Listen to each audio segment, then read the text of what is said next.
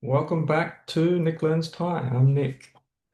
It's been a while since I've made a video. I have to apologize to my subscribers and watchers, my audience. But I've been really busy. Sorry about that. I just have had less time to make videos and to do Thai learning in general. But in this video, I wanted to give an update on sort of everything I'm doing at the moment. I'll start with the kind of headline, which you would have seen in the title of the video, which is that I started reading Harry Potter in Thai. So I've got a bit of an update on that process. And then the next part after that, I'll just talk about some updates on the rest of the stuff I'm doing. So yeah, I started reading Harry Potter. There we go. It's been a long time kind of goal of mine. I'm about 130 pages in, so around a third of the way through. It's the first book, of course. Now, yeah, it's been a long time goal of mine to read Harry Potter. I've never read it in English. I have seen the movies, a few of the movies. No, I've seen the movie of this one at least a couple of times and a couple of the other movies. So I have a sense of what the story is, but I've never read it in English. So it's a new experience reading it and really enjoying it so far. Like I said, it's been a long-term goal, and I didn't think I was ready to start reading it now. I thought it was at least, a year or so away in terms of my reading skills. But I had the opportunity to buy it, so I bought it for the future. And then since I had it, I thought, oh, I'll just try to read a page and see how I go. And it turned out that I could understand most of what was going on, and I thought, well, I'll just keep reading, I guess. So, that was maybe a month ago or so.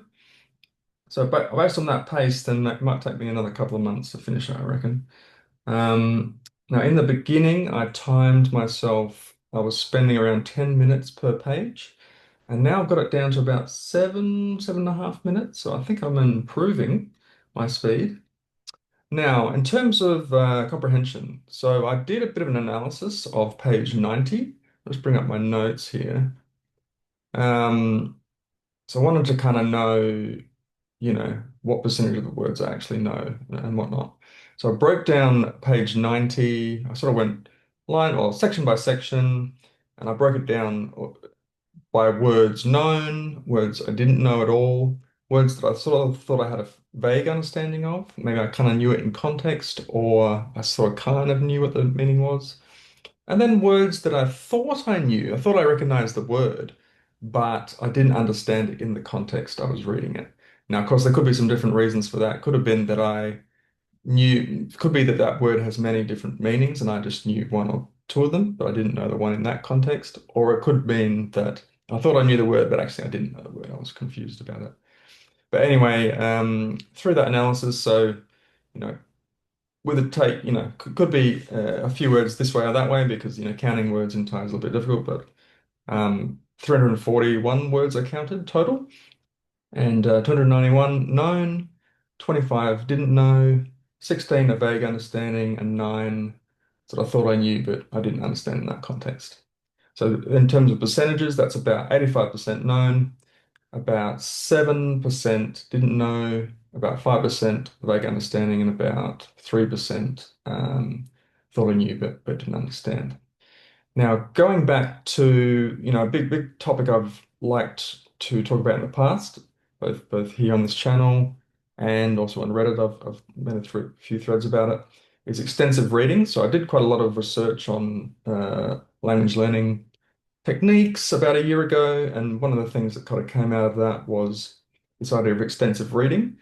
And they believe, through the studies they've done, that extensive reading is one of the best ways to do reading in a foreign language that you're trying to learn and to acquire vocabulary that way. So the idea with extensive reading, in order to do it properly, you should know 98% plus of the words in the thing that you're reading. 98% plus. And they believe that I think there's a few different reasons for that. That's that you can guess words that you don't know because there's few of them, so you can kind of guess them in the context. Your comprehension is high, so you're motivated to keep reading. And yeah, I think that those are the main two reasons. And and you're also getting, I guess you're getting a lot of repetition because you're reading, because you're motivated to read more, you can read a lot. You're getting a lot of repetitions of words. So words you may already know, but you're just getting instead of just 20 repetitions where you might just know the word, you're getting, 50, 100, 200 repetitions. So you're really nailing down, how that word looks in lots of different contexts and stuff like that. So I think that's meant to be the advantage of extensive reading. Now, yeah, you need to know 98% plus, so I'm not nowhere near that 98% level based on this page 90 analysis. Now, they have another band they call it intensive reading, which is kind of more difficult. It's not as good as extensive reading. It takes more kind of effort and focus, and they reckon it's if you know 90 to 98% of the words. Now, if I combine my known words with my vague understanding words, that equals about 90%. So maybe I could say I'm just, squeaking into that intensive reading band. And then, the other band they talk about in the extensive reading sort of literature is reading pain. So they think that anything less than 90% is reading pain. It's like too difficult, not worth it. Yeah, I found that, well, given that I'm right on that 90% level and maybe a little bit below, I found that that's not, I haven't found it painful, to be fair. So I'm enjoying it. Like I said, I do have a little bit of knowledge of the story because of watching the movies. So I'm not completely, I wouldn't be completely lost um, in any one point. But yeah, I think the words that I'm missing don't negatively affect my understanding of the story very much. Might be like an adjective here, or some specific thing that happened where I couldn't quite understand what that was, but I still understood kind of the overall arching of the story on that page or whatever. Now maybe I'll miss some small detail that will later turn out to be a big deal. I haven't found that yet, but maybe that will be a thing that will come up. But I don't think that's too much of a problem because I'm still enjoying it. I'm still getting great enjoyment out of it, and it's really motivating me to read. So I have been doing reading just in general even before this of 20 minutes per day. Now with this book, I'm doing about 30 minutes per day. So it is motivating me to read a little bit more. I'm enjoying it. I don't have to force myself. It's just good fun. So yeah, I think it's been a great experience so far. Anything else to say on that? I think I will do another video soon where I'm just going to also go through that page 90 and just try to guess some of those unknown words based on the context. And then I'll just check, do a quick translate and check how I did. So look out for that video as well if you're interested. Okay, now other updates from, recently with my learning. Like I said, I've been had lot less time over the last sort of 2 months or so. So I did feel like my speaking ability went down around that time.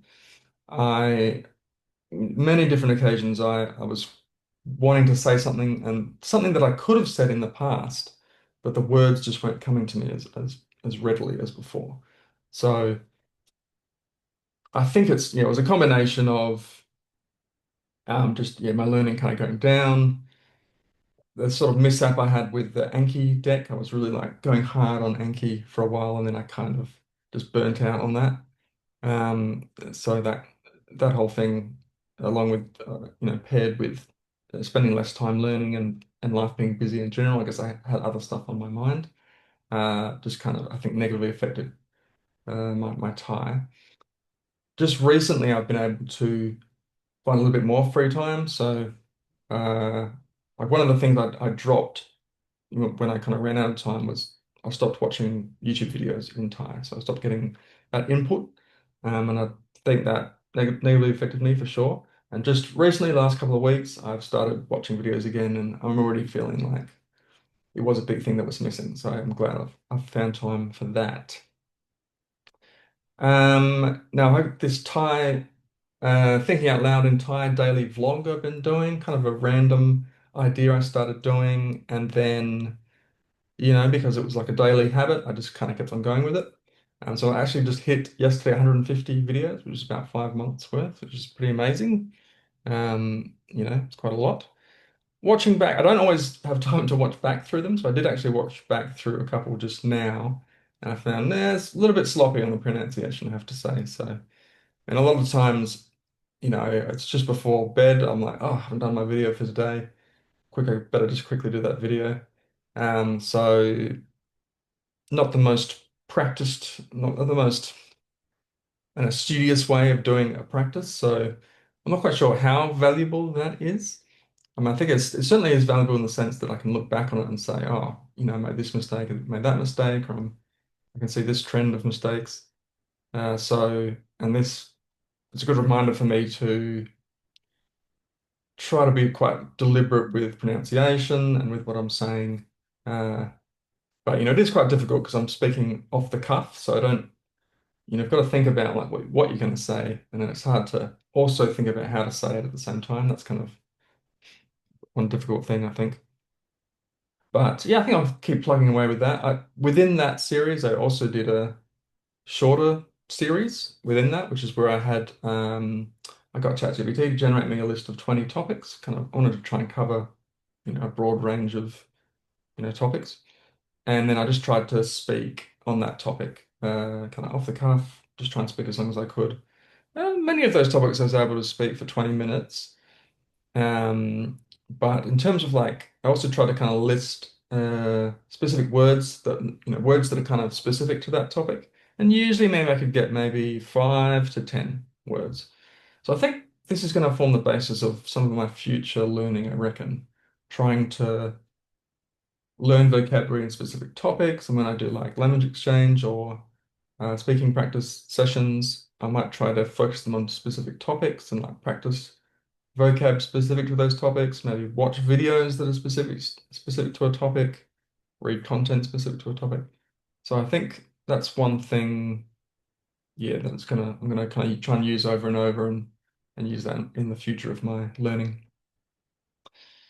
Anki, so like I mentioned before, I'd been going really hard with Anki before, and then I had this kind of meltdown where it all got too much. And since that point, I kind of reduced it back to well, I had some time off, I should say. That was covered in a previous video, but I had some time off, got back on the horse more recently, and now I'm doing just 50 reviews per day without any new words. So I'm trying to go back through the backlog of young card that I built up, and I'm doing 50 per day. Per day. If I miss a day, like a few weeks ago, I'd missed a couple of days, and I tried to kind of make up for it, the following day, but I don't think that's worthwhile doing. That's too stressful. So if I miss a day, I miss a day. I'll just go on, and then the next day I'll just do the 50 as normal. I won't try to make up for missed days because it's just a bit difficult with being busy and it's too stressful to try and have to catch up, I think.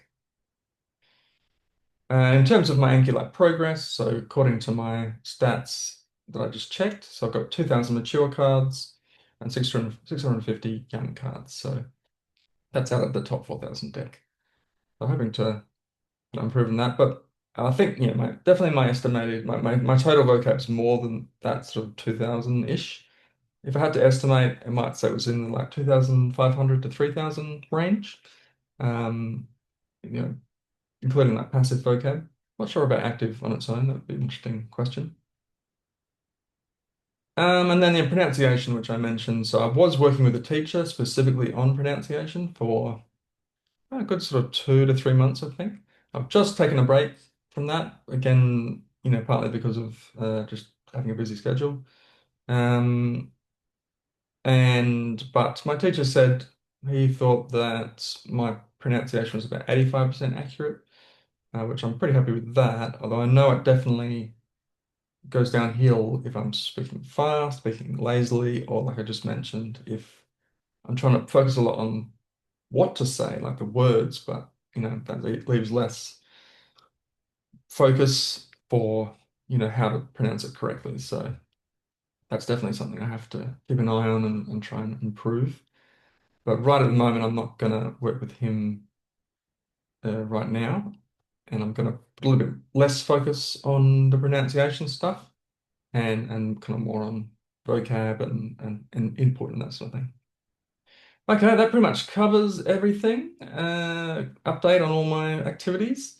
Starting to get back into it, like I said, and hopefully hoping to have some more videos. I have quite a lot of content filmed from different activities I did with my teacher, I've actually got a lesson with him that I'm going to post, and other bits and pieces I've been doing over the last 6 months that I just haven't had a chance to put up. So hopefully I'll find some time soon to kind of do a bit of editing on those. Light editing as is usually my style, and put those up. A lot of them are kind of speaking or pronunciation practice activities that I was doing. So give you an idea of what I've been doing, and you can take from that some ideas for your own learning. Okay, well, thanks very much for joining me on this one, and I will see you in the next video. Cheers.